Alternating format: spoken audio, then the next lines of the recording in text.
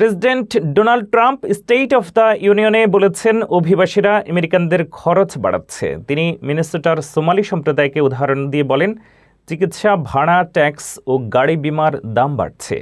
যদিও 2026 সালে মিনেসোটায় গাড়ি বিমা সামান্য কমেছে, তবু ট্রাম্পের মতে অনিয়ন্ত্রিত অভিবাসন দেশকে সমস্যায় ফেলে।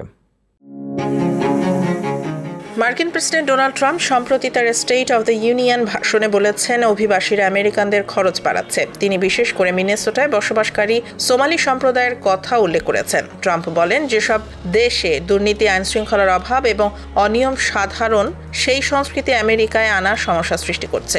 এর দাম আমাদের দিতে হচ্ছে চিকিৎসা ভাড়া, ট্যাক্স এবং গাড়ি বিমার মাধ্যমে।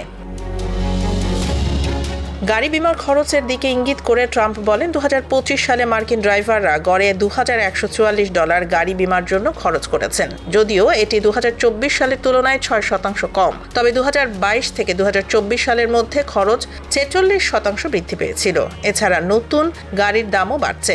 2026 সালের জানুয়ারিতে গড় নতুন গাড়ির দাম ছিল $49,191। কিন্তু মিনেসোটায় ড্রাইভারদের জন্য ভালো খবর হলো, সেখানে গাড়ি বিমার খরচ সামান্য কমেছে। 2025 সালে গড় খরচ ছিল $2088 আর 2026 সালের পূর্বাভাস $2061, যা 1.3% কম। মিনেসোটা 2025 সালে যুক্তরাষ্ট্রের 7ম সর্বাধিক হ্রাস দেখেছে।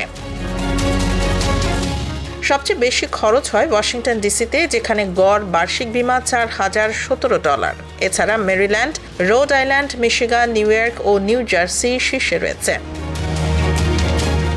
ড্রাইভাররা সহজ কিছু উপায়ে বিমার খরচ কমাতে পারেন। নিরাপদ ড্রাইভিং করা, বিভিন্ন কোম্পানির পলিসি তুলনা করা, নিরাপত্তা বৈশিষ্ট্য থাকা গাড়ি নেয়া বা একসাথে একাধিক পলিসি নেয়া।